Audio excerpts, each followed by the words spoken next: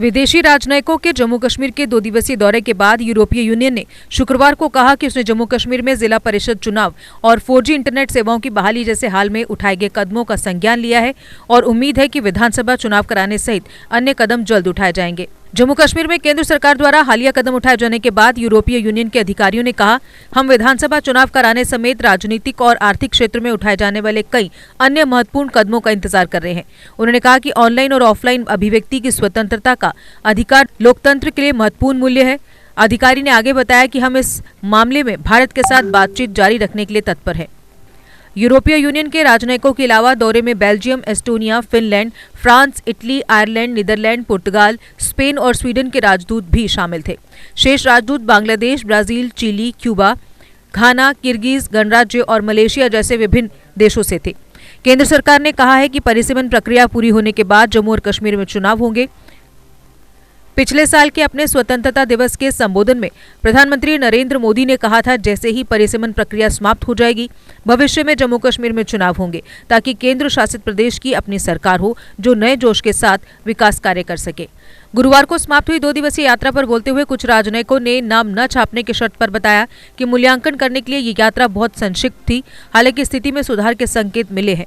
राजनयिकों ने भी कहा कि ज्यादातर जिन जमीनी राजनेताओं, नागरिक समाज के प्रतिनिधियों और व्यापारियों ने उनके साथ बातचीत की थी, उन्होंने सामाजिक और आर्थिक विकास, निवेश और नौकरियों के निर्माण को सुनिश्चित करने के लिए और अधिक कदमों की आवश्यकता पर जोर दिया था।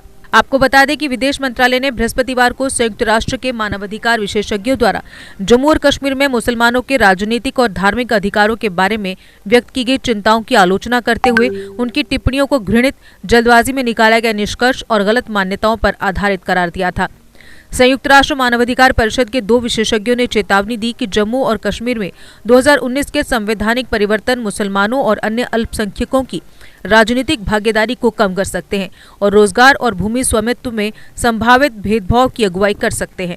नई दिल्ली में सरकार द्वारा स्वायत्तता और प्रत्यक्ष शासन के नुकसान का सुझाव जम्मू और कश्मीर के लोगों की अपनी सरकार नहीं है और वे अपने अधिकारों की सुरक्षा सुनिश्चित करने के लिए इस क्षेत्र में कानून बनाने या संशोधन करने की शक्ति खो चुके हैं। विशेषज्ञों ने कहा कि जम्मू और कश्मीर से बाहर से आने वाले डोमिसाइल सर्टिफिकेट के लिए सफल आवेदकों की संख्या चिंता बढ़ाती है कि भाषाई, धार्मिक और जातीय आधार पर जनसांख्यिकीय परिवर्तन पहले से ही चल रहा है। 5 अगस्त 2019 को नरेंद्र मोदी सरकार ने आर्टिकल 370 को रद्द कर दिया, जिसने जम्मू और कश्मीर के राज्य का दर्जा छीन लिया।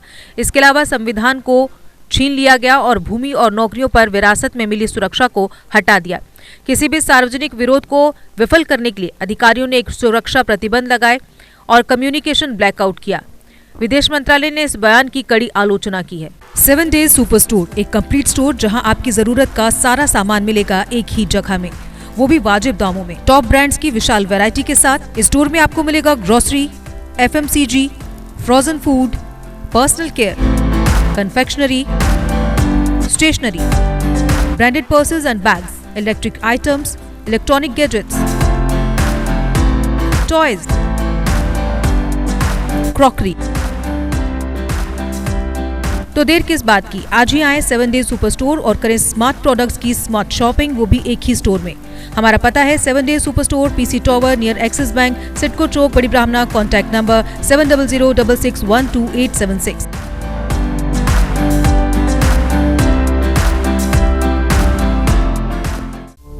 GK अपडेट रहे हमारे साथ।